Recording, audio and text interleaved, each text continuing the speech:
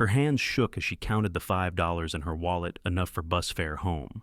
And a tip she prayed no one would notice was that small. The waiter hovered nearby, polite but impatient, while the empty chair across from her stayed empty.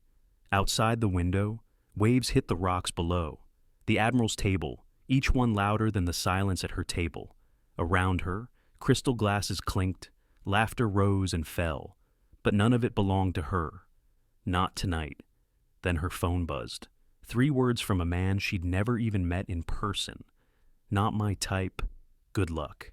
It should have been a small thing, just another quiet humiliation in a world full of them. But someone was watching a man who had passed her every morning for years without ever really seeing her. And tonight, that would change. Because sometimes, it takes being broken in public to be finally seen in private.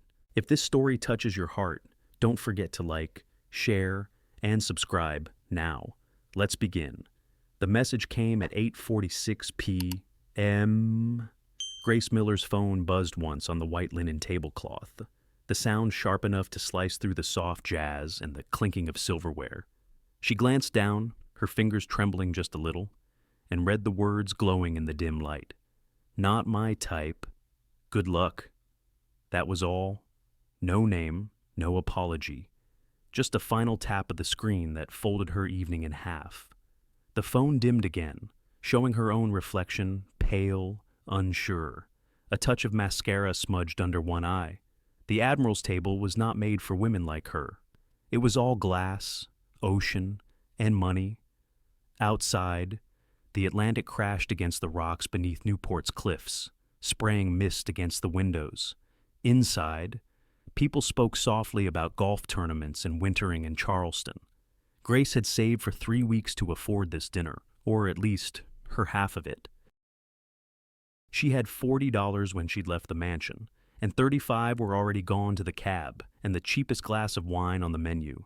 The $5 bill left in her purse was bus fare home. For a minute, she sat still, staring at the silver spoon beside her untouched bowl of soup, willing her heart to slow down. Maybe Adam was joking. Maybe he'd walk in late. Maybe the text had gone to the wrong number. But the empty chair across from her stayed empty. The waiter approached again, polite, polished, his eyes too quick to judge. "Ma'am, will your party be joining you soon?" Grace swallowed. "I don't think so." He hesitated, glancing at the clock above the bar. "Would you like to order anyway? Or I'll just close out," she said. Her voice came out softer than she wanted, but steady. She slipped the $5 bill onto the table like a flag of surrender. From the next booth, 2 women in sequined tops whispered loud enough to hear, "That's her poor thing." Blind date, right? He took one look at her picture and bolted. They laughed not cruelly, but in that careless way that cuts the deepest. Grace pushed back her chair. The legs scraped the marble floor like a scream. Her coat second-hand wool. One button missing hung heavy on her shoulders as she stood. The smell of lobster and lemon butter filled the air. She thought of her mother waiting up at their small apartment on Thames Street. Lights left on like a promise. Her mother would ask, "How did it go?" Gracie and Grace would smile and say, "Fine." Because that's what she always said. Fine. She was almost at the door when the cold wind from outside burst in, bringing with it a swirl of sea salt and rain and a tall man stepping through. His gray coat was wet at the cuffs, his tie loosened, his gaze fixed on something behind her. Thomas Hargrove, her employer, the owner of the cliffside estate where she worked 6 days a week. For a heartbeat, neither of them moved. Tom recognized her slowly, like a photograph coming into focus. The quiet housekeeper who arrived before dawn and left after dark, the one who hummed under her breath while polishing silver. "Grace," he said, surprise softening his voice. "What are you doing here?" She wanted to disappear. Just dinner plans that didn't work out? She kept her eyes on the floor, clutching her purse to her chest. He looked past her to the half-cleared table, to the untouched bowl, the single folded bill. Understanding came quick, and it made him wince. I see. It's fine, she said too fast. I was just leaving. He stepped aside to let her pass, but she brushed against him anyway, the faint smell of rain and cedar mixing with the salt air. Outside. The wind howled through the street, bending the streetlight in a low metallic groan. The bus stop was 2 blocks away. Her shoes were already damp. Inside. The waiter picked up her $5 bill and set it aside. Tom watched, his jaw tightening. "Excuse me," he said, turning toward the host. That woman who just left, she was dining alone. The host nodded. "Yes, sir." Her guest didn't arrive. Tom's expression changed, not pity, exactly, but something quieter, heavier. He turned toward the door again. Through the glass, he saw Grace fighting with her umbrella at the corner, wind snapping it inside out. The coat that had looked too big now looked too small against the cold. He took a step forward, stopped, then took another. Outside, rain fell in thin, needling lines, blurring the streetlights into halos. Grace stood under the awning, trying to fold the broken umbrella into submission. She heard footsteps behind her and turned. "Miss Miller," Tom said, breath visible in the chill. "You'll catch cold." She gave a half laugh. "I'll survive. I've been wetter in a thunderstorm." He hesitated. "Can I offer you a ride?" Her instinct said no. Pride was louder than practicality. "Thank you, but I've got bus fare." His eyes flicked to her purse, as if he could see the folded bill inside. "You shouldn't wait out here alone." "I'm fine," she repeated. "It's just rain." He nodded slowly, understanding that tone, the one that said, "Let me keep what little control I have left." "All right," he said finally, "but at least take this." He held out his umbrella, sturdy black, brass handle polished from use. She shook her head. "I can't take that. Consider it on loan. I'll collect it tomorrow." There was no condescension in his voice, only calm insistence. After a pause, she took it. "Thank you. Mr. Hargrove?" He smiled faintly. "Good night, Grace." She watched him walk away, tall against the storm, coat flaring like a sail. When he turned the corner, she opened the umbrella wide and solid, a shelter she hadn't expected. The bus arrived with a hiss of brakes. She climbed aboard, found a window seat, and looked down at the handle in her hand. For the first time that night, she exhaled. Behind her, the restaurant lights glowed like distant ships on the horizon.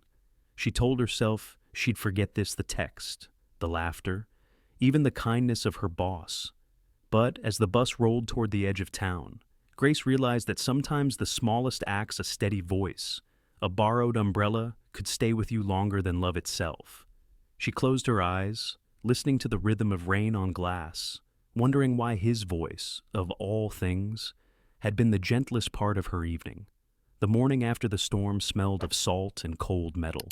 A thin fog rolled up from the Atlantic, wrapping the cliffs in silver. The Hargrove mansion stood above it all, 10,000 square feet of stone and silence, like a ship that had docked centuries ago and forgotten to leave. Grace Miller stepped off the early bus at 5:42 a.m. and began the walk uphill, 2.3 miles from stop to gate. She'd measured it once, back when her knees didn't ache. The road was narrow, flanked by pine and seagrass, and at this hour only gulls kept her company. Their cries echoed across the dark water, restless and wild. By the time she reached the servants' entrance, her hands were stiff from the cold. She paused to catch her breath, brushed the damp from her coat, and slipped inside. The kitchen clock read 6:08.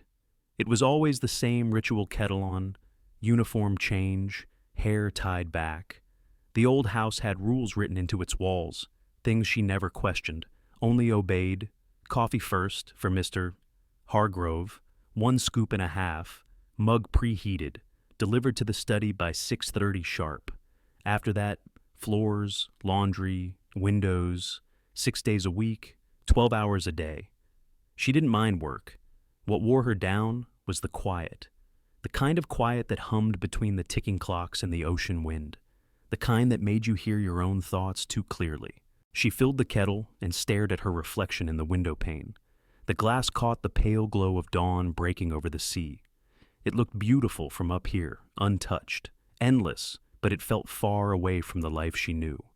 Down in town, her mother would be stirring by now, sitting on the edge of the bed with the little notebook of medical bills. Last night, Grace had stopped by the pharmacy after leaving the restaurant. Her paycheck had already gone to rent and groceries. She'd been $18 short for the insulin refill. Pay next week, the pharmacist had asked kindly. She'd nodded, forcing a smile. Next week, the memory tightened her chest. $18. The price of a bottle that kept her mother alive. And still, she had tried to look like a woman who belonged in a place like the Admiral's table. New lipstick, borrowed earrings, a green coat that looked better under dim light. She could almost laugh now, but laughter was a luxury she had learned to ration. The kettle whistled. She poured water into the French press, watching the steam curl upward. The house creaked in response, as if waking from a long sleep. Tom Hargrove's footsteps were punctual. 5:28 on the stairs, 5:31 across the hallway. She'd memorized every sound of his morning routine without meaning to. Running shoes thudding softly, the faint static of the news channel on the kitchen radio, the distant hiss of the treadmill. He was a man of habits, precise to the minute, who filled his days with motion because stillness hurt too much. When he appeared in the doorway, damp from his run, she nodded politely. "Good morning, Mr. Hargrove." "Morning, Grace." His voice was even, almost gentle. "Thank you for the umbrella. It's drying by the stove," she said. "I'll return it once it's clean. No rush." He hesitated, eyes flicking toward her face. "You made it home all right last night." "Yes." She waited for him to leave, but he didn't. For a moment, it seemed he might say something more about the restaurant, about what he saw, but instead he only reached for his coffee and offered a brief nod before disappearing into the hallway. When he was gone, Grace exhaled slowly. It was better this way. Keep it professional. Keep it safe. She turned back to her list, written in the neat block letters she used for everything Polish stair rail. Change guest linens. Check storm windows. Her handwriting was careful, like her life. Every line measured, every emotion folded away. Around 10, she carried linens up the back staircase to the guest floor. The sun had burned through the fog, throwing bright gold on the sea below. She paused at a window, watching waves break against the rocks. From here, the world looked calm, but she knew what the ocean could do when it changed its mind. That evening kept returning the way the laughter at the restaurant had stung, the way her boss's voice had softened. She replayed it as she worked, not sure why it mattered so much. Maybe because in 4 years of serving in that house, she'd never once been seen as anything more than capable hands. And then, for a heartbeat, he'd looked at her like a person, not a shadow. She carried that strange warmth through the day. It didn't pay the bills, but it made the silence easier to bear. After lunch, she took her short break 15 minutes by the back door, with a chipped mug of instant coffee, the same routine, every day. She pulled the $5 bill from her pocket and smoothed it on her knee. The edges were soft from folding. The ink faded near the corners, her emergency bus fare, her safety net. She thought of last night again, how she'd wanted to run out of the restaurant the second that text arrived, but had forced herself to stay. 1 glass of water, she'd told herself. Leave with your head up. Maybe that had been pride, or maybe survival. Either way, she'd done it. She refolded the bill carefully and slipped it back into her purse. Some people kept lucky charms. She kept the proof that she could endure. From the main hall came the sound of Tom's voice on a conference call, low, deliberate, commanding. He spoke in the language of prophets and forecasts, his tone calm even when he disagreed. To Grace, it sounded like another world, one she cleaned around but never entered. She finished her coffee and went back to work. The vacuum hummed, the smell of lemon polish filled the air. Hours passed, Afternoon light shifted across the floors like water. The mansion gleamed under her care, immaculate and lifeless. At 5, she stood at the top of the grand staircase, gazing down the corridor of marble and glass. For a moment, she wondered what it would be like to live here. Really live, not just maintain. To wake up without counting dollars, without waiting for the next bus. The thought felt dangerous, so she folded it away like a secret letter she'd never send. When the clock chimed 6, she untied her apron, washed her hands, and looked once more toward the study door. The light inside was still on. She imagined him there, surrounded by papers, maybe remembering last night the way she did.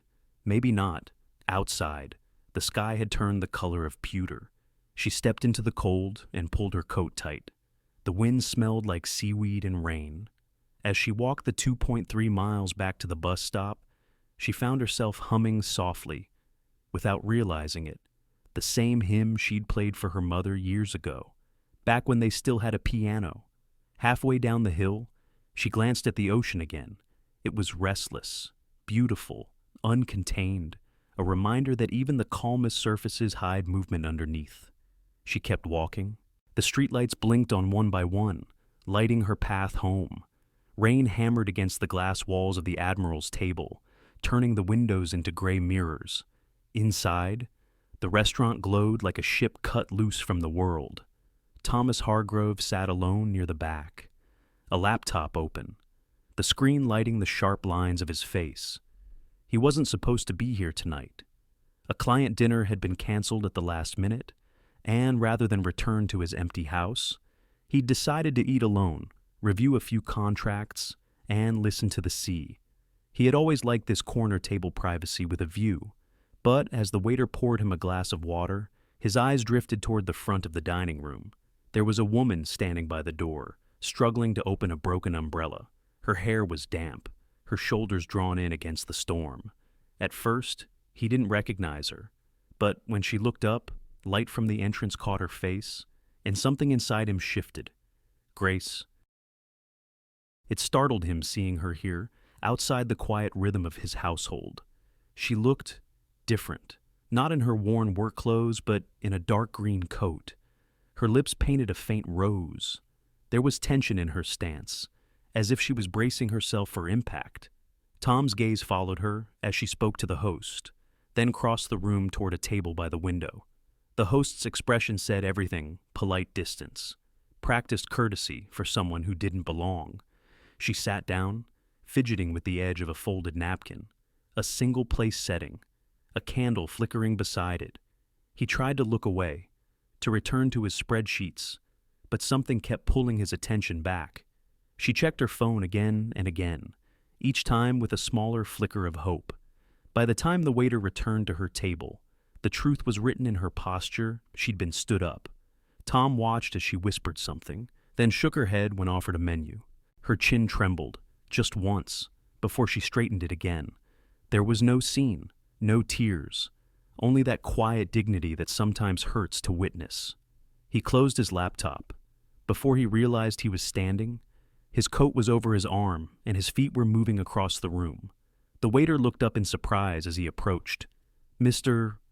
Hargrove, your dinner later," Tom said gently. He stopped beside Grace's table. She turned, startled. The color drained from her cheeks. "Mr. Hargrove," he nodded once. "Please don't leave like this." She blinked, unsure how to respond. "Sir, I was just... I know," he said softly. "May I sit?" She hesitated. Around them, the hum of conversation lowered, curiosity rising like a tide. Grace wanted to vanish. This was worse than being stood up being seen. But his voice carried something unfamiliar. Not authority, not pity, just kindness. "All right," she whispered. He sat across from her, folding his hands. "Rough evening." She gave a short laugh, brittle and small. "You could say that." The waiter reappeared, confusion in his eyes. "Shall I bring menus, Mr. Hargrove?" "Not tonight," Tom said easily. "Let's just have 2 bowls of the clam chowder. Tell chef it's for a kitchen test. I want to see if he's still using thyme instead of dill." The waiter hesitated, caught between policy and politeness. Then he nodded and left. Grace frowned. "You didn't have to." He stopped her with a quiet shake of the head. "It's just soup. Grace." She stared at the tablecloth. "I can't afford this place." "You're not paying," he said simply. "That's not the point." Her voice tightened. "I have $5 in my purse. That's for the bus home, and coffee for my mother tomorrow morning. So please don't make me feel like I'm stealing dinner from you." The honesty stunned him. Most people would have laughed it off, hidden behind small talk, but she met his eyes without flinching. He leaned back, studying her. "Thank you for telling me."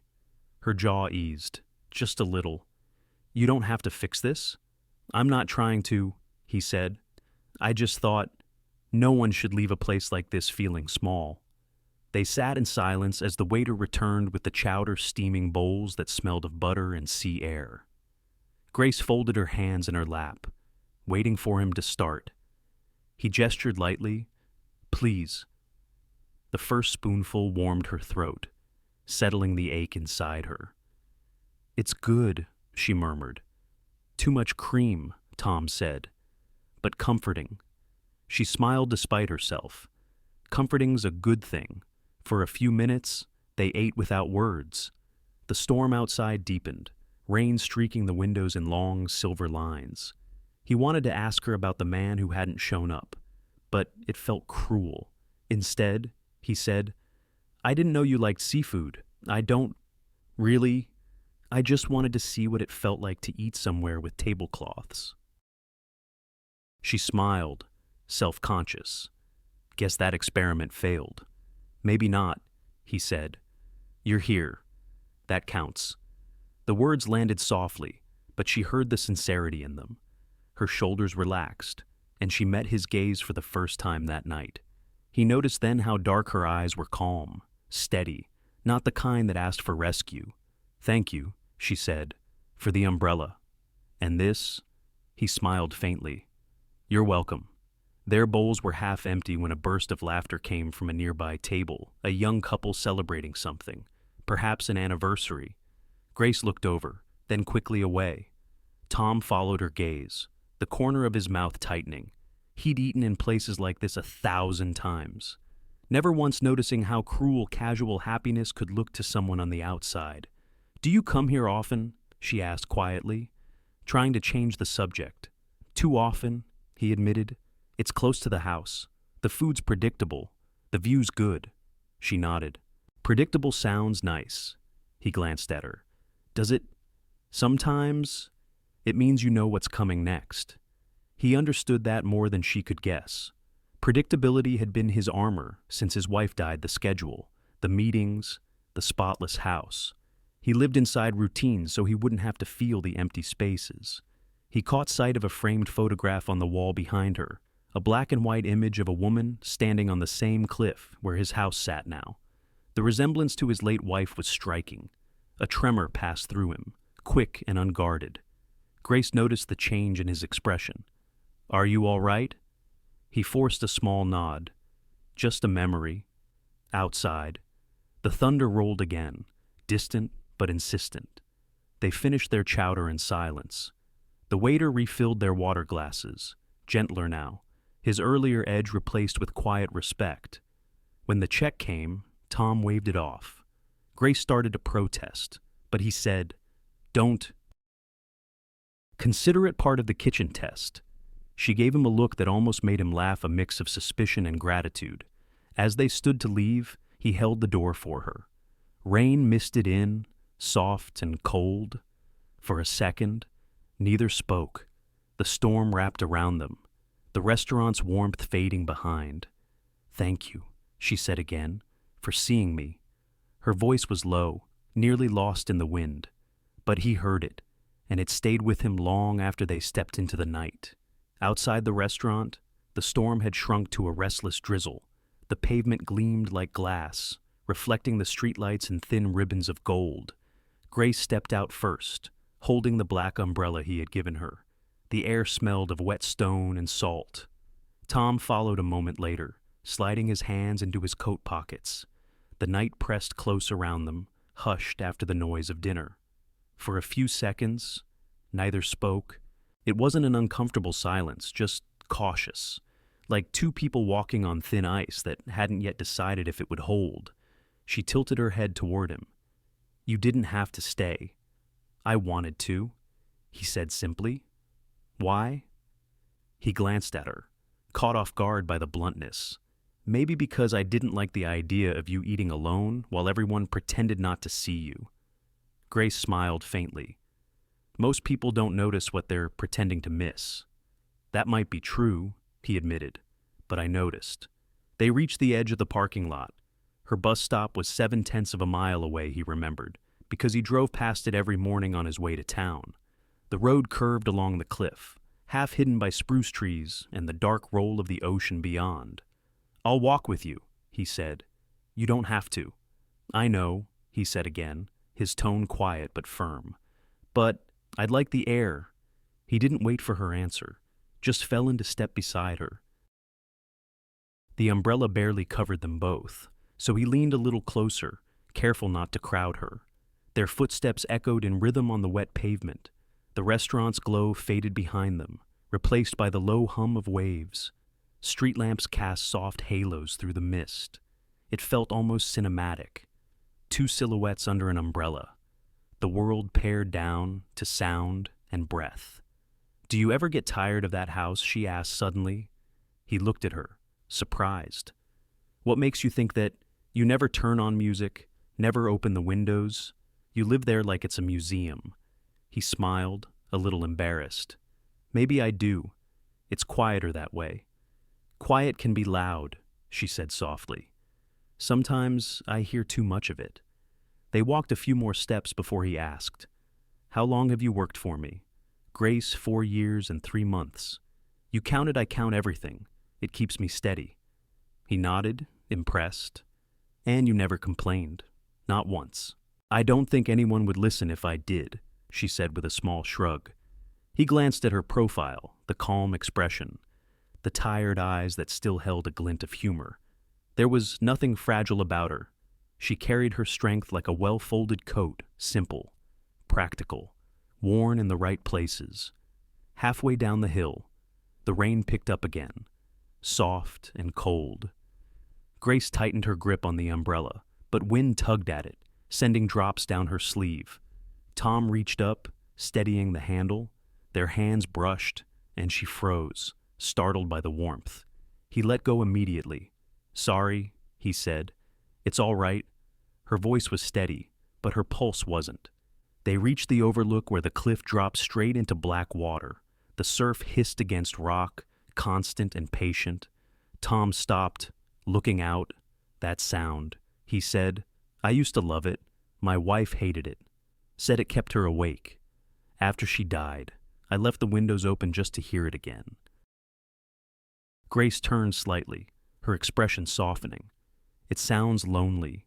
"It is," he admitted. The headlights came out of nowhere bright, cutting through the fog. A silver BMW slowed beside them, engine humming low. The window rolled down, and a voice spilled out, soaked in amusement. "Well, look at this," Adam said. "Didn't expect to find you here. Sweetheart. Having a nice walk with the boss?" Grace's stomach tightened. The smirk on his face was the same one she'd seen in his profile picture, carefree, certain he was better than everyone else. Tom's shoulders stiffened. "You know him barely," she muttered. Adam leaned across the seat. "Guess I should have stayed for dinner. You clean up better than I thought. Shame about the coat, though looks like Goodwill's spring collection." His laugh cut through the damp air like a slap. Grace's face went still. She didn't move, didn't speak. Only her grip on the umbrella whitened. "That's enough," Tom said. His voice wasn't loud, but it carried weight. Steel beneath calm. Adam chuckled. "Easy, man. Didn't mean anything by it. Just saying hello to your employee." Tom stepped forward, hands in pockets, posture controlled but unmistakably protective. "Then say it with respect. Or drive away." For a heartbeat, The world held its breath. The BMW's engine revved, headlights flaring in their eyes. Then Adam muttered something under his breath, rolled up the window, and accelerated away into the rain. The silence that followed felt heavy, but clean, like air after lightning. Grace stood very still, then slowly adjusted the scarf around her neck. "Well," she said, her tone dry. That was something. Tom looked at her, expecting anger or tears. Instead, she straightened her coat, checked the umbrella, and started walking again. He caught up. "You don't have to pretend that didn't hurt." "I'm not pretending," she said. "I just decided it doesn't get to own me." He studied her profile under the lamplight, the calm set of her mouth, the defiant lift of her chin.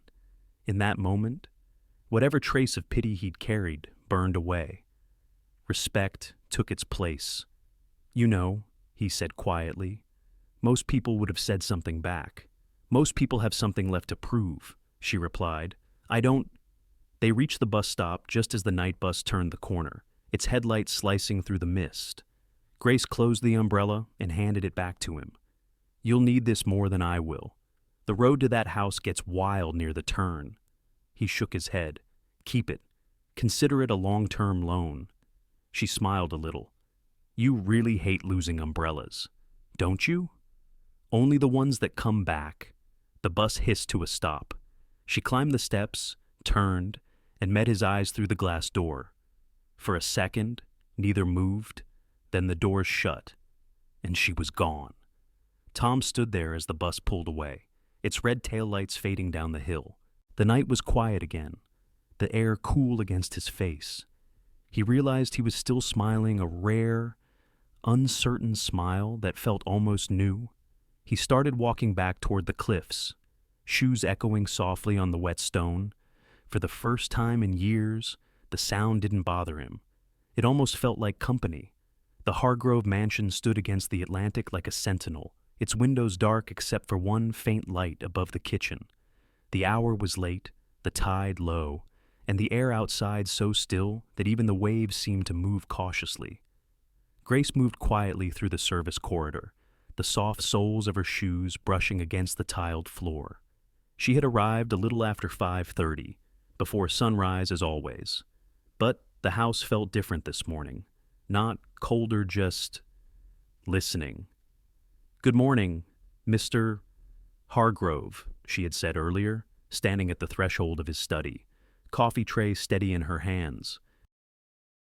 He had looked up from a sea of papers, his expression unreadable for a moment before softening. "Morning, Grace. You didn't have to start so early after last night." She'd given him a polite smile. "I'm paid to start early, sir. Besides, it's a good morning for work." He nodded once, quietly admiring the steadiness in her tone. Now, as she climbed the narrow back staircase, she carried a basket of folded linens and the old radio she kept in her small attic room, the room above the kitchen, where the ceiling sloped low and the windows rattled when the wind came off the sea. She liked that room. It was honest. She opened the door and set the basket on the bed. The space smelled faintly of lavender soap and starch. On the nightstand, an old photograph rested in a simple wooden frame, her mother, smiling in front of a small diner in Portland, apron smudged with flour. Grace touched the corner of the frame gently, the way one might touch the edge of a prayer. Her purse sat on the dresser. She reached inside and pulled out the worn $5 bill, the same one that had been her safety net, the one she'd held in that restaurant like a lifeline. She smoothed it out, placed it beneath the photo, and slipped a small square of paper under the edge. The note read, "For bus, not for shame." She stood there for a moment, breathing in the quiet, feeling something inside her settle. The world could laugh, could dismiss, could mock, but dignity, she realized, wasn't what people gave. It was what you decided to keep. From the kitchen below came the muffled clatter of Mr. Hargrove's morning routine, the faint scrape of a chair, the low hum of the espresso machine. It was strange, hearing him move around down there. He never used the kitchen before dawn. Grace turned the dial on her little radio, and a faint hymn filled the room, old, gentle, and full of spaces where silence could breathe. The melody floated down through the floorboards, threading softly through the quiet mansion. Tom heard it as he poured coffee into his mug. At first he thought he was imagining it a tune carried by the wind, but the sound was too clear, too human. It came from somewhere above him. He listened for a moment, leaning against the counter.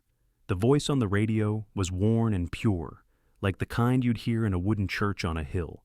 He hadn't realized until now how long it had been since music lived in this house. The last time had been his wife's doing old records spinning while she painted in the solarium, sunlight flickering over her shoulders. After she passed, he'd turned off every speaker, sealed every sound. Silence had become his armor, but this morning, the hymn broke through it, soft as dawn. He carried his coffee to the window. Outside, the first pale light stretched across the water. It reminded him of something Grace had said the night before about quiet being loud. Now, he understood what she meant. The house was no longer silent. It was awake. Upstairs. Grace made her bed with practiced precision. She folded the blanket once, then again, until every line lay smooth. Her fingers brushed the windowsill where sea salt gathered each night. Beyond the glass, gulls drifted against a silver horizon. She took a long breath. Work waited below, endless as the tide, but she found comfort in its rhythm. Work was predictable, work made sense. People, not so much. She caught herself thinking about the walk last night, the rain, the soft sound of their shoes on the stone road, the way he had looked at her after Adam's cruel words. Not pity, not even apology, just respect. That had unsettled her more than anything. She tied her apron, straightened her collar, and checked the clock, 5:59. At 6 sharp, she descended the narrow stairs, each step steady and measured.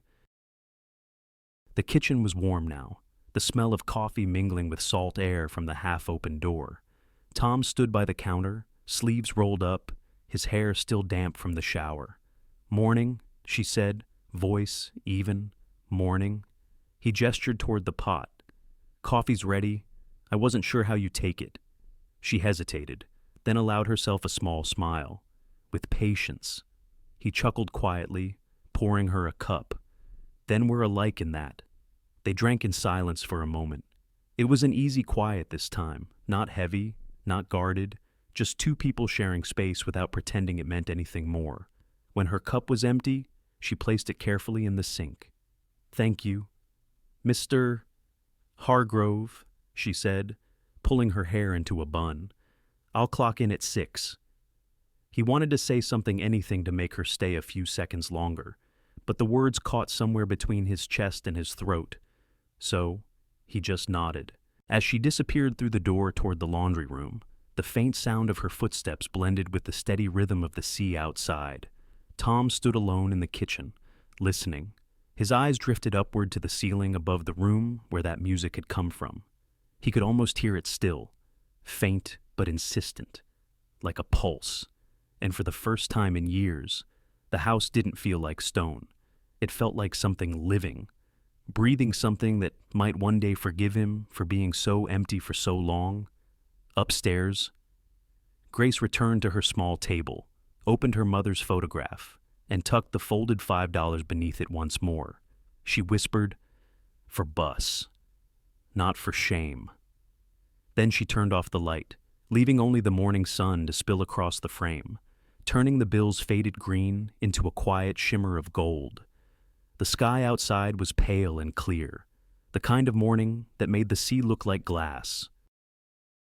Inside the Hargrove mansion, everything gleamed, floors polished to a mirror sheen, silver frames catching slivers of light. The house had always been immaculate, but now it seemed to hold a new kind of order, a rhythm that matched the quiet hum of Grace Miller's footsteps. Tom noticed it before he even knew why. The towels in the guest rooms were folded differently, smaller, tighter, somehow neater. The pantry shelves were labeled.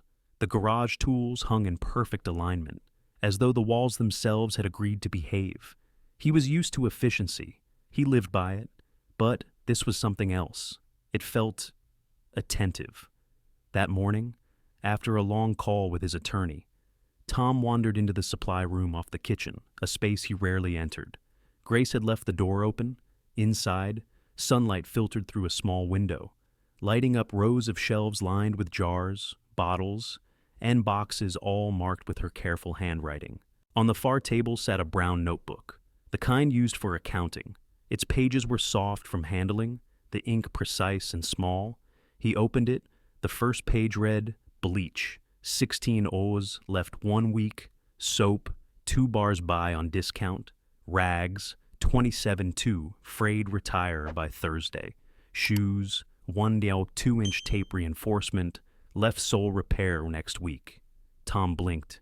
It wasn't a ledger, it was a portrait, a quiet record of a life stretched to the inch, of someone who counted not because she was small-minded, but because every detail mattered. He traced 1 line with his finger. 1 2-inch tape, he murmured, to make them last. A soft sound startled him. Grace stood in the doorway, a basket balanced on her hip. "Sir," he straightened. "I'm sorry. I didn't mean to pry." Her expression stayed neutral, but her eyes carried a flicker of something embarrassment. "Maybe it's just my notes. Helps me keep track." "It's extraordinary," he said before he could stop himself. She frowned. "It's bleach and rags, Mr. Hargrove. Nothing extraordinary about that. It's the precision," he said quietly. "You could run a company with this level of detail." That earned him the faintest lift of her brow. Maybe a small one, with very clean floors. He smiled, unexpected and real. "Do you ever think about managing something bigger?" She set the basket down. "Bigger usually means louder. I'm not sure I'm built for loud." Tom considered her for a moment, then said, "I've been reviewing the property's expenses. Half of it is waste supplies ordered by habit, not need. Would you help me fix that?" She blinked. "Me?" "Yes. You clearly know where things actually go." Grace hesitated, weighing his tone. "Are you asking as my employer or as someone who hates waste both?" he admitted. The corner of her mouth twitched. "All right then. But I charge by the rag." He laughed a genuine sound, rough from disuse. It startled them both. "Fair enough," he said. "We'll start tomorrow." "Tomorrow," she echoed, nodding. As she turned to leave, he caught sight of a small wooden crate on the floor beside her. "What's that?" "Oh." She brushed off some dust. "Old things from storage. They moved everything when the West Wing was repainted. Some of it's yours. I think." He crouched down, lifting the lid. Inside lay a stack of yellowed sheet music and a tarnished metronome. His breath caught. "My wife's," he said softly. "She played piano." Grace nodded. "There's one in the basement, under a tarp, upright, oak frame. I was going to ask if you wanted it moved to the attic." He ran a thumb along the edge of a score, tracing the title Moonlight Sonata. The paper smelled faintly of varnish and time. "No," he said after a long pause. "Leave it where it is. For now." Grace studied his face, how the light hollowed his features, how the quiet seemed to reach deeper than words. "It still plays," she said. "The piano, key's a little stiff, but the tone's there." He looked up at her. "You play not well," she said with a small smile. "Just hymns. My mother taught me when I was little. The upright in our church was missing half its hammers, so we learned to make broken notes sound right." Tom nodded slowly. Broken notes can still carry a tune. Her eyes softened at that. Sometimes they carry it better. The silence that followed wasn't awkward. It had texture warm, alive. When she finally left the room, Tom stayed behind, paging through the ledger again. The handwriting pulled him in the small flourishes at the end of numbers, the faint indentations where she'd pressed harder on days she was tired. He realized that this, her methodical care, her patience wasn't about servitude, it was about order as survival, precision as pride. And he felt something stir inside him, a quiet admiration that had nothing to do with pity and everything to do with respect. He closed the book carefully, setting it back on the table. Then, almost without thinking, he went down to the basement. The piano sat against the far wall, draped in a heavy sheet. Dust motes swam in the beam of his flashlight. He pulled the cover back. The wood was scratched but solid.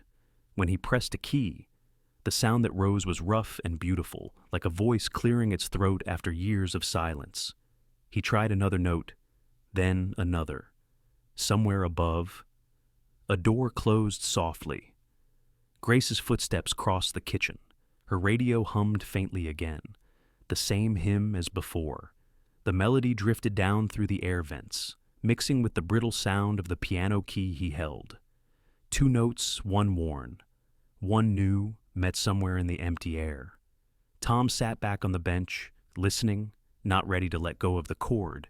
He wasn't sure what it meant yet, but for the first time in a long while, silence didn't feel like something he owed to grief. It felt like space waiting to be filled. The wind had changed by afternoon. You could feel it before you heard it, an edge in the air, sharp and restless, pushing in from the sea. Clouds gathered low and thick, their bellies dragging against the horizon. By 5, the light had gone strange, the kind that turned the world pewter. Tom stood by his office window, watching waves batter the rocks below the cliff. They said it's a nor'easter. He murmured to no one in particular. The house gave a low creak in answer.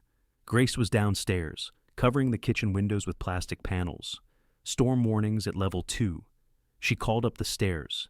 "You should bring in the cars." "I already did," he said, appearing at the doorway. His sleeves were rolled to the elbow. His hair had fallen loose from its usual precision.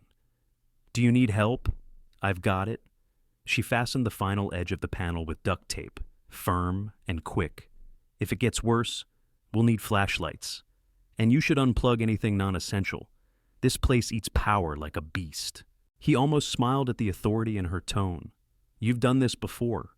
Oregon coast. Every winter," she said. "My father used to call storms free lessons in humility. He built our shed twice, first time it blew halfway to the neighbor's field. And the second time, she glanced up. He anchored it himself. It never moved again. Lightning flared in the distance, a brief white flash that turned the ocean to glass. Thunder rolled a moment later, long and low. The first raindrops hit the windows like thrown pebbles.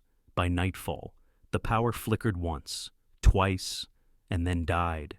The house fell into shadow. The hum of the refrigerator silenced, the clocks blinking out. The sudden quiet was absolute, broken only by the moan of the wind through the chimney. "Generator," Grace said instantly. She grabbed a raincoat from the hook. "I'll go." Tom started, but she was already halfway to the door. "You don't know the panel layout," she called back. "Stay inside. I've done this kind of work before." He hesitated only a second, then followed her out into the storm. Rain hit them sideways, cold and hard enough to sting. The air smelled of salt and iron. Grace's boots slipped once on the slick stone path, but she kept her balance, head down against the wind. The generator shed was 50 yards from the house, tucked behind a row of cypress trees. The gusts there were worse 30 miles per hour at least, tearing at her coat and hair. She knelt by the panel, water running into her sleeves. Her father's voice came back to her, calm and patient. "Don't panic at the dark. Find the fuse by feel. Metal remembers where it belongs." She found the switch, fingers numb, and pulled the cover open. Inside, the wires glistened with rain. The main fuse was burned easy to spot. She reached for the spare she'd insisted on storing last winter. Behind her, Tom's flashlight beam trembled in the wind. "Are you sure? Hold the light steady," she said. "I almost got it." He obeyed, gripping the flashlight tighter. For a moment, lightning lit them both, the soaked edges of her hair, the steady curve of her shoulders. He realized he wasn't watching an employee fix something. He was watching a woman stand her ground against the elements, as calm as stone. The new fuse clicked into place. Grace reset the switch, a spark. Then the low, blessed hum of the generator starting. The lights from the mansion glowed weakly through the rain. She let out a shaky breath and pushed the wet strands from her face. "There," she said, voice hoarse but triumphant. "Back from the dead." He grinned despite the storm. "Remind me to add electrician to your job description. Only if the pay comes with hazard insurance, she said. They hurried back inside, dripping water across the marble floor. Grace hung her coat, wringing out her sleeves. Tom moved to the control panel in the hallway to check which circuits had restored. Main floor's stable, he said. Guest wings still down. That refrigerator line must be separate. Grace frowned. That's where you store the medical supplies, right? He looked up, surprised. How do you know that I clean there? She said simply. And I read labels. She grabbed a flashlight from the drawer and headed toward the guest corridor before he could stop her. The hall was cold, the air thick with that faint metallic scent of power loss. She opened the small fridge by the wall and began moving the contents mostly sealed vials into an insulated box. Careful, Tom said from behind her. Those are, I know. She turned one over gently in her palm. The label read, Eleanor Hargrove. Dosage 2.5 Emil Preserve. Chilled. She froze. Your wife. He nodded slowly. The word felt heavy, like stone. She was diabetic. These were her last prescriptions. Grace placed the vial carefully into the box, her movements deliberate, reverent almost. We'll keep them cold, she said quietly, until you decide what to do. He watched her for a long moment, the beam of the flashlight trembling slightly in his hand. Her face was pale, rain still clinging to her lashes. Grace, he said finally, you didn't have to come out in that storm. I couldn't let things spoil, she said. Not these. The wind rattled the shutters outside, a sound like distant applause. He set the flashlight down and rubbed his temples. You remind me of her sometimes, he said softly. Not how you look, she was louder, a whirlwind, but the way you fix things without fanfare. She used to hum while she worked, too. Grace smiled faintly. I can't fix everything, she said. But if something can still run, I try. Tom nodded. You did more than run. You brought this house back to life. The generator's hum deepened, a steady rhythm beneath their silence. It wasn't just electricity returning, it was warmth, subtle but sure, threading through the air between them. He glanced at the insulated box, at the label with his wife's name. For the first time, seeing it didn't hollow him out. It simply felt still, like the storm had passed through, leaving a kind of peace in its wake. Grace closed the refrigerator door and turned off the flashlight. Power should hold until morning, she said. You should rest. He looked at her, rain-dark hair clinging to her neck, eyes steady despite the exhaustion. You too? She smiled, small and tired. Maybe after I mopped the floor, I just drowned. He laughed quiet, grateful, the kind of laugh that warms the edges of grief. As she left the room, the lights flickered once more, then steadied. Tom watched her silhouette fade into the glow of the hallway. Outside, the storm still raged, but inside, something else was beginning to calm. The evening air smelled of salt and rain-soaked stone. By the time the black sedan pulled up to the steps of the Newport Historical Society, the clouds had lifted, leaving the night brittle and clear. Inside the great hall, chandeliers blazed like constellations. Music drifted through the corridors, violins and soft laughter, the kind of sound that made everything seem effortless. Tom Hargrove stepped out first, his tuxedo crisp, his expression the practiced neutrality of a man used to being watched. Behind him, Grace unfolded herself from the back seat, smoothing the navy dress she had spent 2 nights altering by hand. It wasn't new. She'd found it at a thrift shop off Route 1, but the hem fell perfectly now, just grazing the top of her shoes. Are you sure about this? She asked as they reached the marble steps. You're part of the staff, he said, glancing at her with quiet reassurance. Everyone who helped restore the estate is invited. You belong here. I belong near a mop bucket, she said dryly. Then it's about time we change that, he replied. They walked in together, not arm in arm, but in rhythm 2 distinct steps that somehow matched. Grace kept her chin level, her eyes steady. Even as the murmurs began, The Preservation Gala was Newport at its finest champagne pyramids, sequined gowns, men with cufflinks that could pay off someone's rent. Along one wall, photographs of historic mansions. Hargrove's among them were displayed beside donation plaques. Tom moved easily through the crowd, shaking hands, nodding greetings. Grace followed at a polite distance, mingling with the catering staff, occasionally exchanging a word with someone from maintenance. She didn't want to stand out. But in a room like this, invisibility wasn't granted. It was assigned. Her eyes caught on a figure near the bar. Adam, his laugh was unmistakable, low and practiced. He stood beside a woman in a silver gown, her hand resting possessively on his arm. Grace felt her stomach tighten, but she said nothing. Tom noticed her glance. "You know him." "Unfortunately," she murmured. Before he could ask, a familiar voice broke through the music. "Well, if it isn't Mr. Hargrove," cooed Eleanor Price, one of the foundation's senior donors. She was draped in pearls and certainty. "And who is this charming young woman?" Grace opened her mouth to answer, but Eleanor's smile had already stiffened. Her eyes flicked from Grace's thrifted dress to her sensible shoes, and the verdict formed before the words did. "House help, playing lady," she whispered to the woman beside her. Not softly enough. Tom's expression didn't change, but his voice cooled like steel under snow. "Meet Grace Miller," he said evenly. "She's the reason my house still stands after last week's storm." Eleanor blinked. "Oh, you mean she—" "Yes," he said. "She repaired the generator during a nor'easter, risked a lightning strike to keep the emergency systems running." A hush rippled through the circle of donors.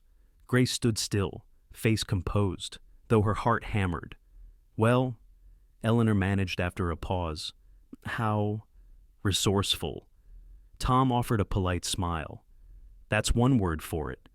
Then he turned to Grace. "You should see the new restoration exhibit upstairs. They're displaying the original blueprints." She nodded, grateful for the out, and stepped toward the staircase. The whispers followed her like perfume light, poisonous, impossible to ignore. At the top of the stairs, she found a quieter space, an open gallery with floor-to-ceiling windows overlooking the harbor. The sea below shimmered under moonlight, unbothered by human judgment. She let herself breathe. Grace. She turned. Adam stood a few feet away, his champagne glass tilted in mock salute. The woman in silver had wandered off. He was alone now, and the smirk on his face hadn't changed since the restaurant. "Didn't expect to see you here," he said. "Guess hard work pays off." Grace's fingers tightened around her clutch. "You should keep your voice down. Relax." He took a step closer, lowering his tone to something meant to sound charming. "You didn't mention you worked for Hargrove. Makes sense, though. You always did have a thing for successful men." "That's not true," she said. "Come on, Grace. You practically begged me for a second chance." The words hit harder than she expected, not because they were true, but because they were exactly the kind of lie that would thrive in a room like this. Before she could respond, a new voice cut through the air. "Is there a problem here?" Tom had appeared behind them, calm but unmistakably present. Adam smiled, raising his hands in mock surrender. "Not at all. Just catching up with an old friend." Tom's gaze didn't waver. "Then you'll understand if I borrow her back. We have things to discuss about repair budgets. I believe—" Adam hesitated, then shrugged. "Sure thing." He clinked his glass against the railing and sauntered off. Grace stood frozen, her pulse roaring in her ears. "You don't have to explain," Tom said quietly. "I heard enough." She exhaled, shaking her head. "He's lying." I know," he interrupted gently. "I saw your face." For a long moment, neither spoke. The music from below drifted up faintly violins, laughter, the hum of people pretending everything was fine. Grace turned toward the window. "This is why I hate places like this," she said softly. "It's all mirrors and echoes. People looking at each other and seeing only what they want." Tom studied her reflection in the glass, the calm set of her shoulders, the storm still flickering behind her eyes. "What do you see?" he asked. She looked at him then, really looked, and for the first time he saw how unafraid she was of truth. A man trying not to disappear. He smiled, but it was faint, almost sad. "And what does that make you?" "I don't know," she said, "but I'm not ashamed of where I stand." The wind outside pressed against the window panes, steady and strong, downstairs. The orchestra swelled, and laughter rose again. For the first time that evening, Grace didn't shrink from the sound. She let it wash past her, like waves against rock. Tom offered his arm, not as a gesture of ownership, but of alliance, ready to go back down. She nodded once, ready. They descended the stairs side by side, the crowd parting instinctively around them. Some eyes followed, some whispered, but neither looked away. When they reached the bottom, Grace caught sight of Eleanor again. The older woman gave a quick, almost nervous smile, as if unsure which way the tide had turned. Tom leaned slightly toward Grace and said quietly, "You handled that better than I ever could." "I've had practice," she replied. Her smile was small, steady, and unbroken like the hem she'd sewn herself, holding its line even under pressure. The gala thinned by 10. The champagne towers had begun to list slightly, and the orchestra had traded waltzes for something slower, background enough for polite goodbyes. Grace slipped out to the terrace, her heels clicking softly against the tile. The night had gone clear again, that fragile calm after a storm when everything smells faintly of salt and regret. She needed air. Below. The harbor lights flickered over the dark water. She braced her hands against the railing, breathing in deep, steady pulls. Somewhere inside the hall, someone laughed too loudly. The sound struck her like static. Grace. She turned. Adam stood by the French doors, hands in his pockets. Tie loosened. His grin had the same lazy confidence as before, but there was something sharper underneath it now, the smugness of a man who thought he still had the upper hand. "I was hoping we could talk," he said, "about what he stepped closer, about earlier. You seemed tense." She almost laughed. "You humiliated me, Adam, twice." "Hey," he said, lifting his hands, palms out, mock defense. "Don't make it sound so dramatic. We had a misunderstanding. I didn't know you were poor." She finished for him.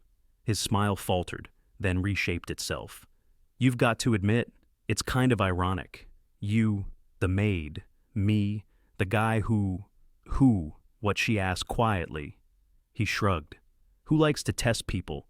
See how they react when things don't go their way. It tells you what kind of woman she is." Grace tilted her head, her voice level. "You mean you play games with them?" He chuckled. "Don't make it sound cruel. Look, I match with women who seem desperate, the kind who think a free dinner is an opportunity.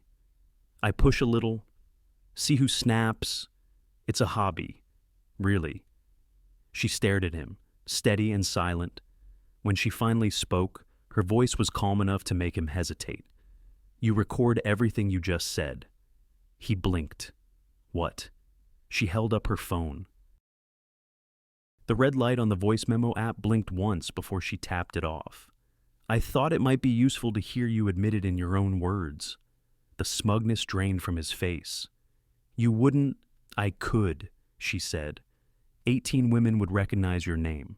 3 of them probably still believe it was their fault." Adam took a step closer, lowering his voice. "Grace, think about this. You'd make yourself look worse. You'd be the bitter ex, the help who couldn't take a joke. You really want that headline?" Grace studied him for a long moment, then glanced down at her phone again. The file name blinked on the screen. Adam, Truth. Her thumb hovered over the play button. Behind her, the wind caught a loose curl of hair and brushed it across her cheek. The water below hissed against the rocks. She felt a pulse of heat, not anger, exactly, but clarity. Without a word, She opened the options and pressed delete. Adam exhaled, half relief, half disbelief. "You're smarter than I thought," he said. She looked at him, eyes steady. "No, I just refuse to become what hurt me." He frowned, confused. She slid the phone into her clutch. "You live off humiliation. Adam, you call it curiosity, but it's fear. Fear that someone might see through you first. I don't need revenge for that. You'll keep doing what you do until someone stronger decides you're not worth saving." For the first time, he didn't have a comeback. Grace turned toward the door. "Good night, Grace." She stopped, looking over her shoulder. "You should hope none of those women ever find each other," she said softly. "Because when they do, you won't need my recording. You'll already be erased." She walked away, her footsteps unhurried, her spine straight. Inside, the light from the chandeliers painted everything gold. Tom stood near the gallery entrance, pretending to check his watch, though his eyes were fixed on the terrace. He hadn't heard the words, only seen the exchange Adam's mocking posture, Grace's stillness, the quiet finality of her turning away. When she re-entered the room, her expression was composed, but her hands trembled slightly as she adjusted the strap of her clutch. He met her halfway. "Everything all right? Handled," she said. He searched her face, uncertain whether to ask more. "You didn't—" "No," she said, anticipating the question. "I didn't do anything I'd regret." Something in his chest loosened. He wanted to tell her how rare that was, restraint over retribution, but the words seemed too heavy for the moment. Instead, he said, "The car's outside, ready to go." She nodded. "Yes, please." They left through the side exit, avoiding the valet line. The night air was cool, smelling faintly of rain and roses from the garden hedges. Tom walked beside her in silence until they reached the car. Then, softly, "You could have destroyed him, whatever it was." "I know," she said. "Why didn't you—" Grace paused. "Hand on the door handle. Because some victories don't leave you clean," she said quietly. "And I've worked too hard to stay clean." He looked at her, then really looked, the way moonlight caught the small scar on her jaw, the steadiness in her eyes that came from years of carrying things alone. Something moved in him, slow and certain, something that had nothing to do with gratitude or guilt. He wanted to tell her she was remarkable. He wanted to tell her that what she'd done, what she'd not done, mattered more than any speech or act of defiance he'd ever witnessed. But all he said was, "Grace, thank you." She smiled, small and tired. "For what?" "For reminding me what decency looks like," he said. Her gaze met his, and the silence between them was no longer awkward. It was charged, fragile, alive. He opened the passenger door for her. She hesitated, then stepped inside. As he rounded the car, Tom caught his own reflection in the window, a man who had built his life around control, now watching it shift towards something softer, something he hadn't expected to want again. When he slid into the driver's seat, Grace was already looking out the window, her face turned toward the sea. The streetlight streaked across her reflection like brushstrokes, half shadow, half gold. Neither spoke on the drive home. The night didn't need words, only the hum of the engine, the faint rhythm of the wipers, and the knowledge unspoken but undeniable that something between them had changed. The morning after the gala, the sea was calm again. Sunlight filtered through the mist, turning the cliffs pale gold. Inside the Hargrove mansion, the quiet had returned, the kind of quiet that hummed beneath conversation, the quiet that once felt like safety, but now felt like absence. Tom found Grace in the kitchen, sorting invoices for cleaning supplies. Her hair was still damp from the early bus ride. The steam from the kettle curled around her like fog. "Morning," he said softly. "Morning, Mr. Hargrove," she replied, not looking up. He hesitated at the threshold.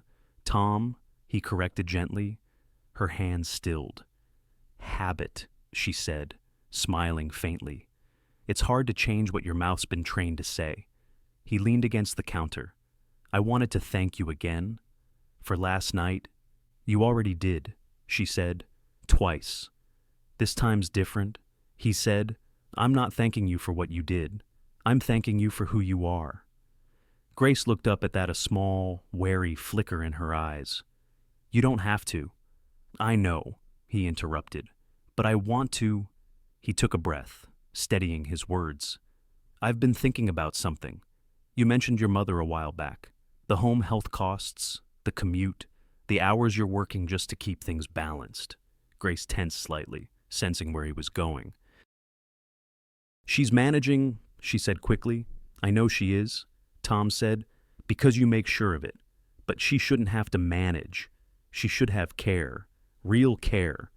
She folded the invoices, buying herself time. What are you suggesting?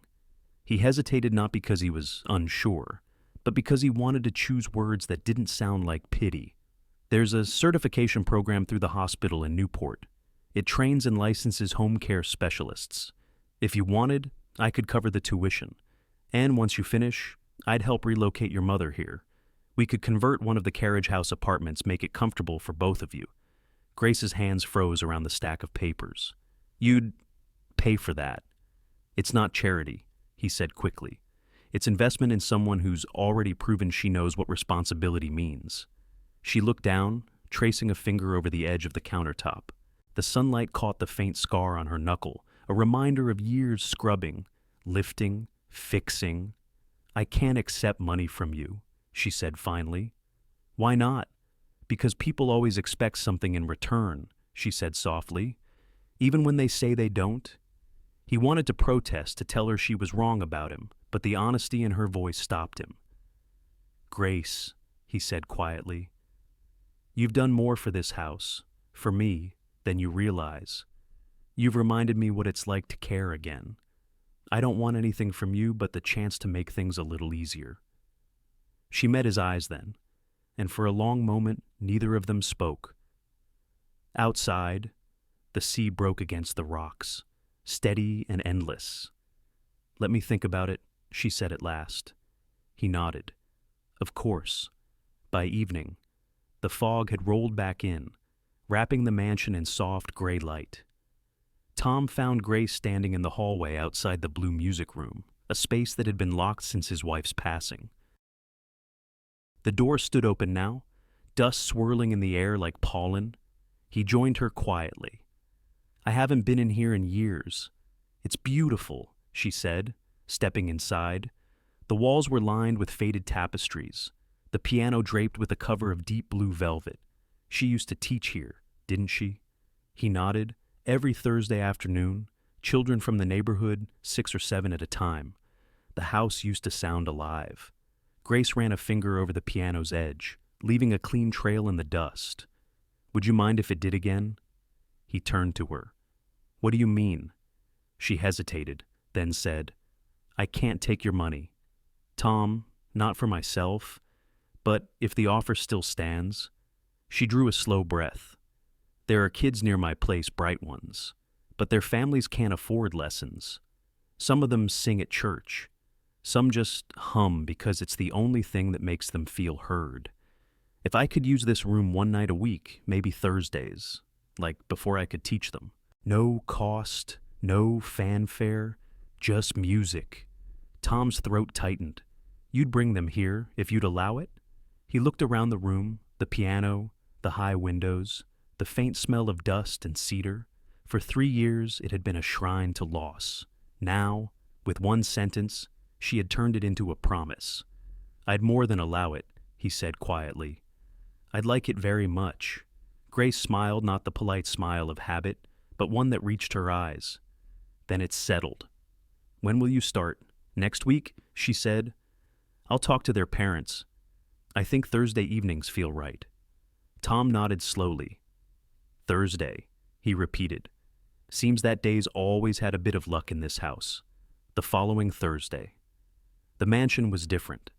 The usual stillness was replaced by the soft shuffle of small feet, the sound of laughter echoing off marble floors. Grace greeted each child by name as they arrived 6 in total, carrying sheet music and nervous energy. Tom stayed in the hallway, pretending to read a report, but really listening. Inside, Grace clapped her hands once.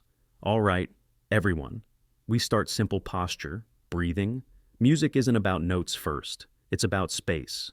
Let's fill this room with air before we fill it with sound. He could hear the first shaky hum, then another and another, voices finding each other, hesitating, then blending. Grace guided them patiently. Good. Hold it. Don't force the sound. Let it find you. For a moment, it was almost as if time itself had stepped aside to listen. Tom closed his eyes. The music wasn't perfect, not even close, but it was real. He hadn't realized how much the silence had weighed on him until now. When he finally glanced into the room, Grace caught his eye across the piano. Her hands rested on the keys, guiding the children through the melody. She didn't speak, but the look she gave him said everything. See, this house remembers how to live. He smiled, the kind of smile that comes not from joy, but from relief. Down the hall, the portraits of his ancestors watched in stillness. Somewhere, he imagined, his wife was listening to and smiling.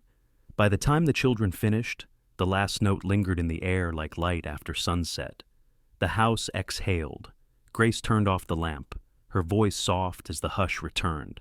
Same time next week, she said. The children nodded eagerly. Tom stood unseen in the doorway as they filed out, laughter spilling into the hall. When the last one left, Grace lingered by the piano, her hand brushing the lid. Thank you, she said quietly, though he wasn't sure if she meant him, the house, or something larger. The sound of her voice drifted toward him, steady and sure, like a melody that finally remembered its words. By late November, the Atlantic had gone gray again, a color between smoke and steel. The first sleet of the season tapped against the windows of Hargrove and Mason's downtown office, streaking the glass in quick, nervous lines. Inside, the boardroom was warm and sterile, smelling faintly of coffee and polished oak. Tom Hargrove sat at the head of the table, hands folded, posture steady. His reflection in the dark glass behind him looked tired, but controlled the image of a man who still believed reason could outlast politics. Let's get to it, he said quietly. Across from him, David Mason cleared his throat. He'd been Tom's partner for nearly 20 years, a practical man, more accountant than dreamer. Tonight, he looked as if he wished to be anywhere else. There's chatter. Tom, David began, sliding a thin folder across the table. Online, social feeds, local papers, gossip columns. You know how quickly these things spread. Tom glanced at the folder, but didn't touch it. What kind of chatter? The head of public relations, a young woman named Kelly Burns, hesitated. It started with photos from the preservation gala, you and Ms. Miller arriving together, leaving together. Then someone dug into her employment history. She's been labeled the live-in maid in several posts. Tom's jaw tightened. She's not... I know, Kelly interrupted gently. But perception isn't fair, sir. The story's snowballing, billionaire boss and housekeeper romance. It's pulling traction on business blogs now. David rubbed his temples. The timing couldn't be worse. We're in the middle of closing on the Harborview development. $40 million in investor capital. The last thing we need is a PR distraction about ethics and favoritism. Tom leaned back slowly. So, what exactly are you saying? David sighed. The board met this morning. Quietly. We agreed it's best if you create some distance. Temporarily. Tom frowned. You mean fire her? I mean, David said carefully. Relocate her, put her on leave. Something that shows you're not well mixing business and personal matters. Tom's laugh was short, humorless. Grace cleans my floors. She tutors kids in an unused music room. That's her crime. Her name's trending. Tom, Kelly said softly. And by extension, yours. He glanced at her. Trending. You make it sound like a disease. She looked down. Public sentiment is a disease, sir. The cure is control. The room went silent. Outside, the sleet thickened, streaking the windows like white noise. Tom turned back to David. Let me be clear. You're suggesting that to protect the deal, I should discard someone who's done nothing wrong. I'm suggesting we think of the company, David said. Hundreds of employees depend on us. This isn't personal. It is to me, Tom said. His voice didn't rise, but something in it made Kelly glance up again. David spread his hands. Then think practically. If you step aside now, I'll take temporary lead on Harborview. You can come back once the dust settles. No headlines, no fallout. Tom looked out the window. The sleet had turned to ice pellets, rattling against the glass like thrown pebbles. He thought of Grace at the generator, rain lashing her face, hands steady on the wires. He thought of her quiet voice saying, "I won't become what hurt me." When he spoke again, it was low but certain. "I won't fire a woman to soothe a rumor." "Tom," David said carefully, "you're not hearing me? The investors are spooked. They've given us 72 hours to resolve this. After that, the deal collapses, then it collapses." Tom said. David blinked. "You can't mean that." "I do." He rose from his chair, the leather creaking in the silence. "You built this firm with me. David, you know what we stand for? I know what we stood for." David replied, "Before your conscience started costing us contracts." Tom's mouth tightened, but he said nothing. He simply buttoned his coat. Kelly spoke up, hesitant. "Mr. Hargrove, you could issue a statement, clarify the relationship." He shook his head. "That would make it worse. Clarification feeds rumor." David's voice softened, almost pleading. "Don't do this to yourself." "Tom," he reached the door. "I'm not doing this to myself," he said quietly. "I'm doing this for myself. For once." The door shut behind him with a soft click. Outside, the wind caught him full in the face. The sleet had turned to snow now small, hard crystals driven sideways by the gusts off the bay.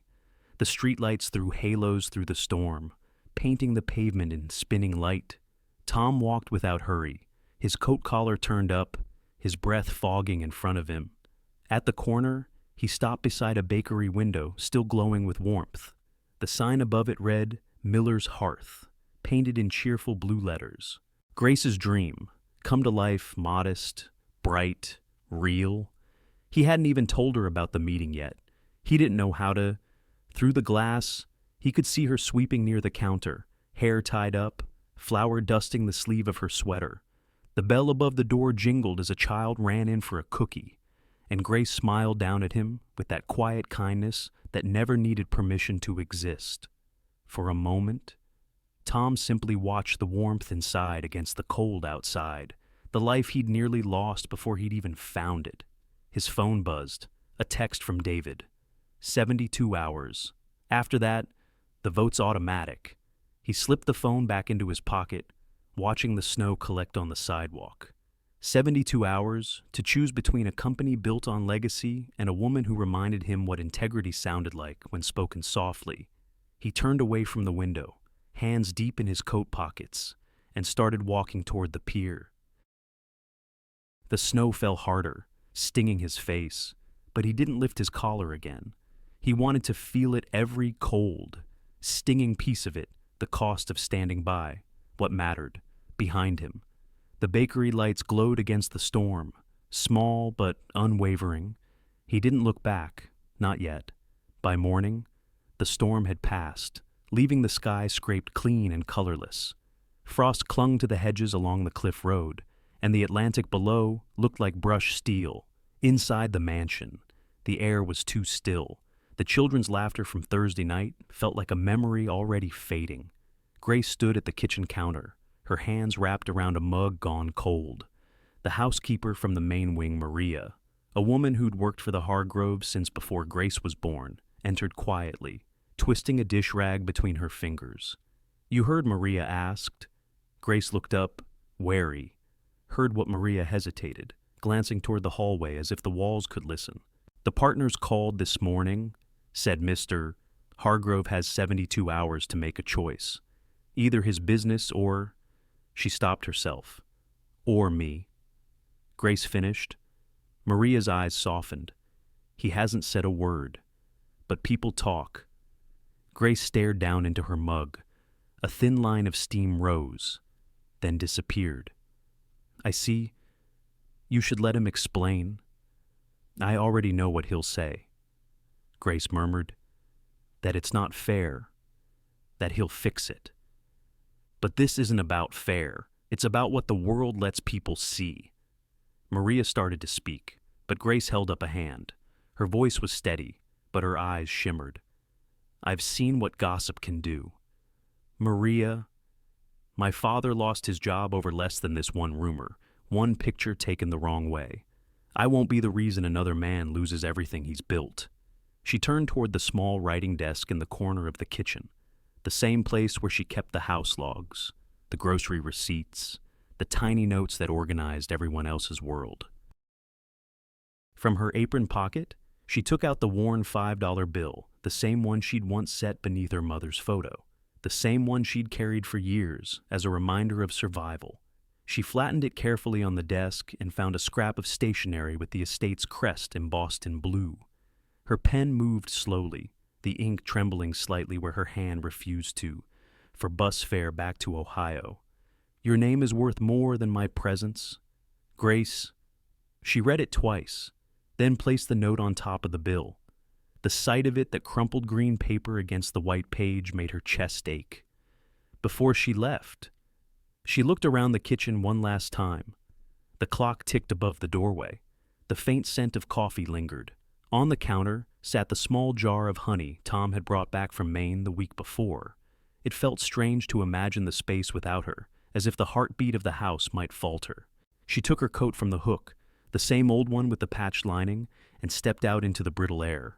Tom returned from the office at noon, shoulders hunched against the wind. He'd made it halfway through drafting his resignation before stopping the pen poised over paper, the thought of Grace's face freezing his hand. When he entered the kitchen, he noticed the stillness first.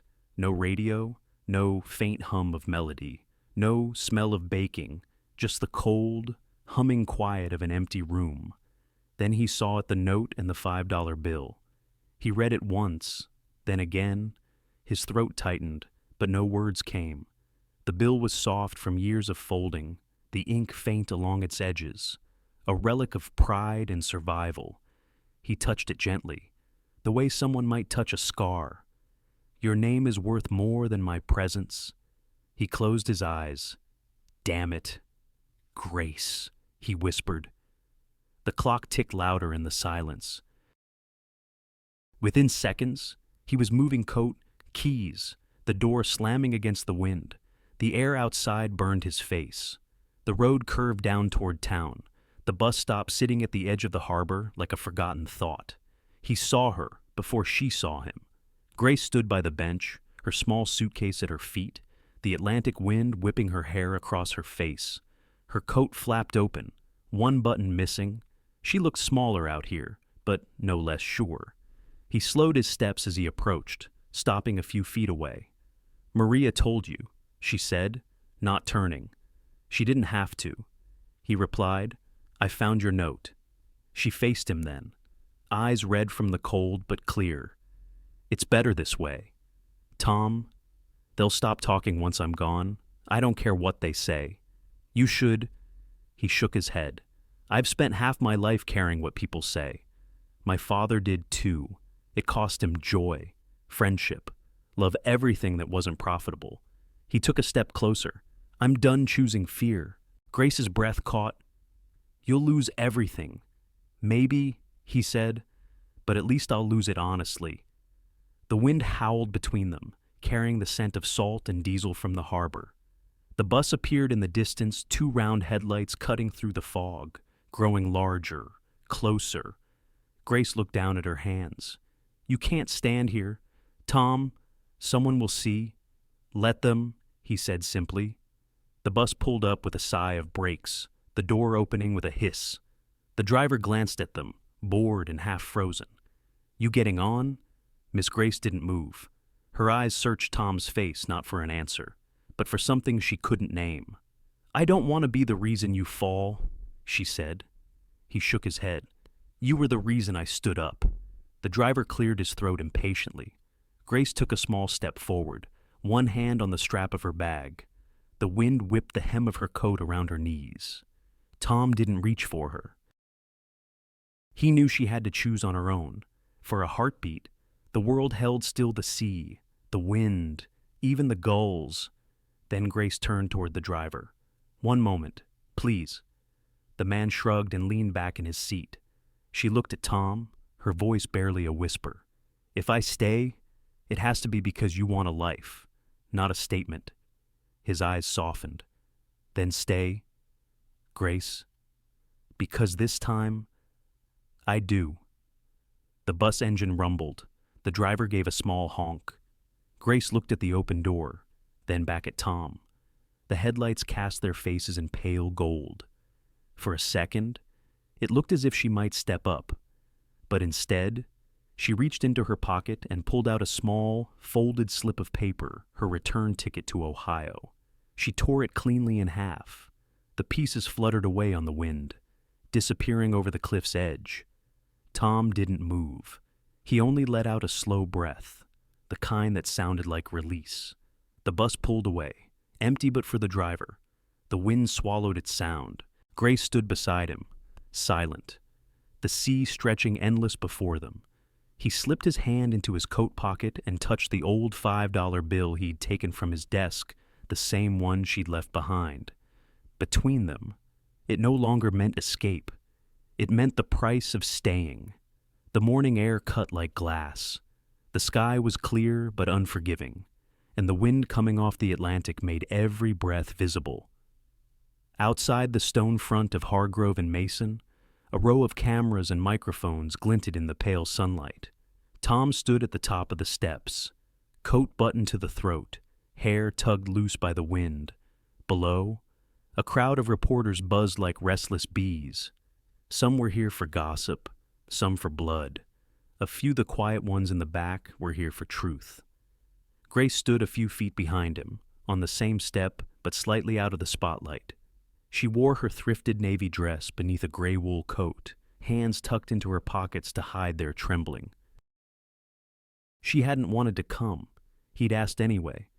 "I'm not good at speeches," Tom said into the microphones, his voice steady but low. "I've spent most of my life letting others speak for me. PR teams, board chairs, partners. They wrote my words, my apologies, even my kindness." The crowd stilled. The clicking of cameras slowed. He drew a breath. "My name is Thomas Hargrove. I employ Grace Miller. She has worked in my home for 4 years. She is a caretaker, a teacher, a woman of integrity.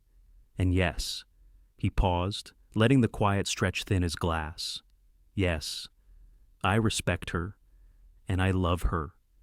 A murmur swept through the crowd, sharp, electric, alive. Someone shouted a question he didn't answer. Tom continued, voice clearer now. "I've been asked to choose between a project and a person, between preserving a company's image and honoring another human being's worth. I won't pretend it's an easy choice. I've built this business from nothing, alongside good people who depend on it." He looked out across the microphones, eyes narrowing slightly against the glare.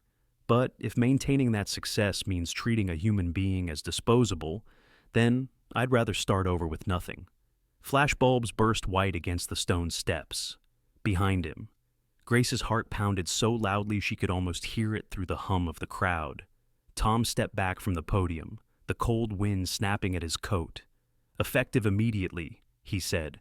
"I will step back from the Harborview development and any leadership role at Hargrove and Mason until further notice. My decision is final." A hand shot up from the front row. "Mr. Hargrove, are you confirming a relationship with Ms. Miller?" Tom glanced toward Grace. Their eyes met, brief, steady, unashamed. "I've already confirmed what matters," he said. Another reporter shouted, "Is this an admission of misconduct?" Grace stepped forward before he could answer. Her breath clouded the air as she faced the cameras, her voice calm, almost soft. "Dignity," she said, "is not a rumor." For a moment, the entire press line froze. The wind shifted, carrying her words down the steps like a tide pulling out to sea. Then, as if remembering themselves, The reporters erupted again, questions, flashes, the sharp staccato of headlines being born. But the damage, or perhaps the healing, was already done. By evening, the clip had gone viral. Dignity is not a rumor.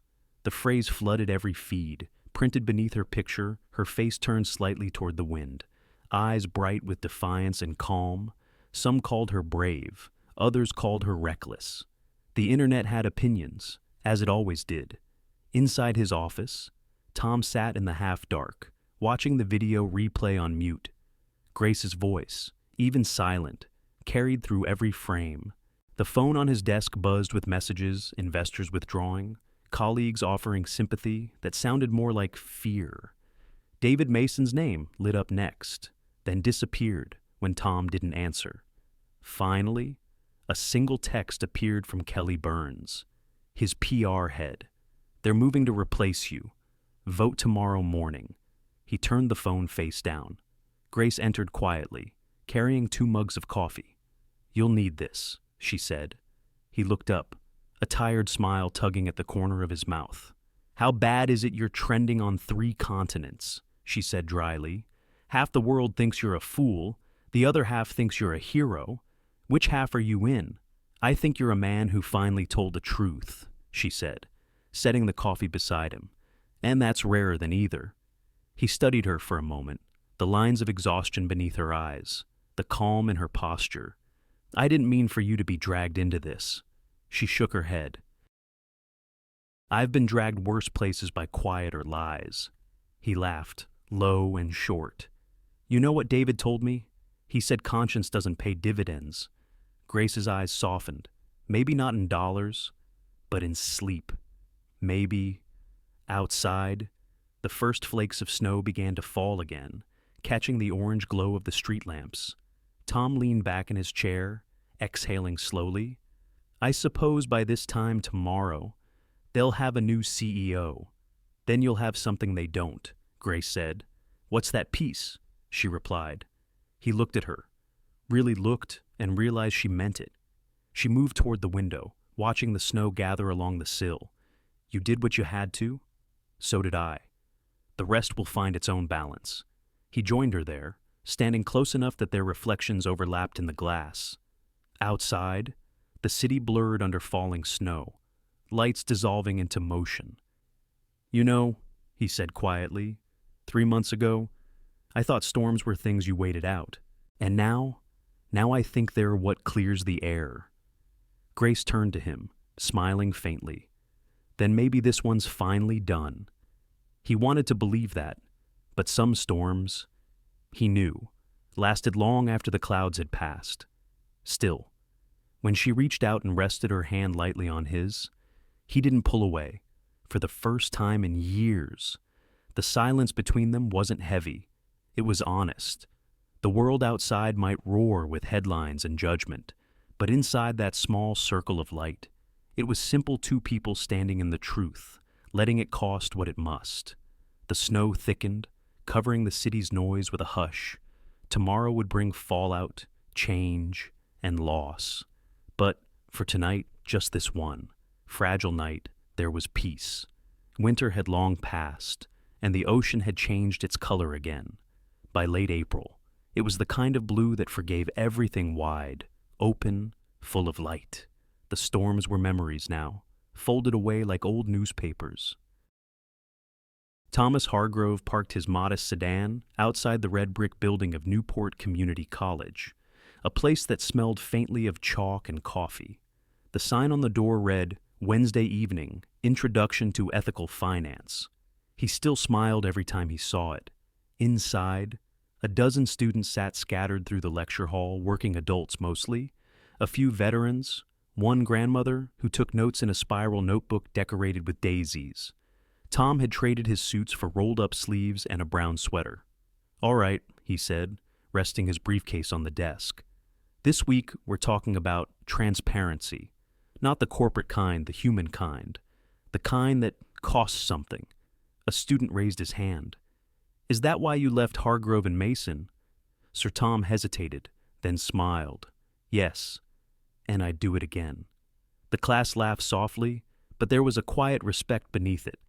When the session ended, a few lingered to thank him. One young woman shook his hand. "You make business sound almost decent?" He chuckled. "That's the goal." As he stepped into the cool evening air, he checked his phone. A message blinked on the screen. From Grace. "The kids are starting the new song tonight. Come if you can." He smiled. The bakery sat near the harbor, its windows glowing warm against the dusk. Above it, a sign painted in soft blue letters read, "The Small Harbor Music Room." The name had been Grace's idea.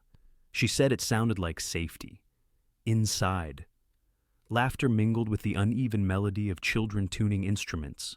A piano stood in the corner, its wood polished but worn. Violins hung from hooks on the wall, and sheet music littered the tables like snowflakes. Grace moved through the room with quiet authority. Adjusting a bow here, a music stand there. Her hair was shorter now, easier to manage, she'd said, and there were laugh lines near her eyes that hadn't been there before. When she saw Tom in the doorway, she smiled. "You made it." "Wouldn't miss it," he said. "I finished my class early. Told them honesty was due on Monday. Any dropouts? Only the dishonest ones." The children giggled. Grace turned to her small orchestra. "All right, everyone. Remember, music isn't about perfection. It's about showing up, just like life." She counted them in. The first notes were hesitant, but then they found rhythm. The tune was simple. "This Little Light of Mine." The voices rose, thin but brave, filling the room with something close to joy. Tom stood in the back, his hands in his pockets, letting the sound wash over him. He noticed the framed photo above the piano, the old Hargrove mansion, sunlight pouring through the open windows of the once silent music room, and next to it, pinned neatly to the wall, under glass, a single $5 bill. It was labeled in Grace's looping handwriting, "The $5 that bought our freedom." He stepped closer to read it again, though he already knew every crease, every faint tear at the corner. That bill had survived humiliation, storms, and sacrifice, and somehow, like them, it was still here. When the music ended, the kids clapped for themselves. Grace laughed, shaking her head. "All right, maestros, pack up and remember to thank the donors who made these instruments possible." One small boy piped up. "Who's the donor for the piano?" Tom caught her eye. Grace smiled softly. "A friend who finally learned how to listen." Later, after the last child left and the lights dimmed to gold, Tom lingered by the window while Grace stacked music sheets. "You built something beautiful here," he said quietly. She shrugged. "We built it. You gave me the room. I filled it with noise." He smiled, the good kind of noise. For a moment, they stood in comfortable silence, the kind that only comes when words have already done their work. Then Tom reached into his coat pocket and pulled out a small box. Not velvet, not polished, just simple silver. Grace's brows furrowed. "Tom." "Before you say anything," he said, voice low, "it's not a ring. I thought about it, but somehow a diamond felt wrong. Too loud for us." He opened the box. Inside lay a small silver locket, its surface smooth, engraved with a single line, "To see and be seen." Grace opened it gently. Inside were tiny photographs. Maria from the mansion, the children in mid-laugh, the old cook who had retired last spring, and one picture of the blue music room filled with light. She looked up, her voice barely above a whisper. "You kept all of this." "They're our family," he said simply. "Not the kind you're born into, the kind you earn. I wanted you to carry them with you, and maybe, if you'll let me, carry me too." Her breath caught. "Tom, He stepped closer. "Grace Miller," he said softly. "Would you stand beside me, not above, not beneath, just shoulder to shoulder, for whatever life looks like next?" The locket trembled in her hand. She smiled through the tears gathering in her eyes. "Yes," she said, "but no pedestals. Remember?" He smiled back, shoulder to shoulder. She fastened the locket around her neck, its silver catching the lamplight. Then yes, she whispered. That night, they walked together along the seawall. The tide was high, the Atlantic restless but shining under the moon. The wind carried the scent of salt and baking bread from the bakery below. They didn't speak much. They didn't need to. Each step echoed softly on the stone path, two steady rhythms, sometimes aligning, sometimes drifting apart, but always returning. Grace's hand brushed his once, then stayed. The sea roared like applause, endless and alive. Their breathing fell into sync, quiet but sure. Behind them, the lights from the small harbor music room glowed through its windows, squares of gold against the dark. A place once marked by silence now sang again. Tom looked at her and thought of the first night he'd really seen her. The green dress, the restaurant, the humiliation turned to grace. So much had broken since then, and yet here they were, not mended, but whole. He squeezed her hand gently. She smiled toward the sea. Listen, she said. He tilted his head. To what? To everything still standing. The waves crashed, the gulls cried, and the wind wrapped around them like a hymn. Two lives, side by side, finally seen. Sometimes, healing begins where we least expect it at the very moment we feel the smallest. Grace thought $5 could only buy a bus ride and a little dignity. But that same bill became the proof that self-respect has no price tag, and that kindness, when it costs something, becomes sacred. This story isn't just about love that crosses class or status. It's about being seen, truly seen, without judgment, without disguise. It's about the quiet courage to hold your head up when the world looks down, and the rare kind of strength it takes to forgive what once humiliated you. We all carry our own version of that $5, something fragile we protect because it reminds us who we are. And sometimes, when we choose integrity over comfort, compassion over revenge, that small act becomes the moment we finally set ourselves free, because the richest people in this world aren't those with money to spend, but those who remember the value of grace. Thank you for being here with us. For every minute you've listened, every emotion you felt, and every tear you didn't hide, we're grateful. Stories like this aren't just words. They're small bridges that remind us we're not alone in what we feel. And when you like, share, or subscribe, you help those bridges reach someone who might need them most. So, from all of us at Shining Stories, thank you for helping us keep the light alive, one story at a time.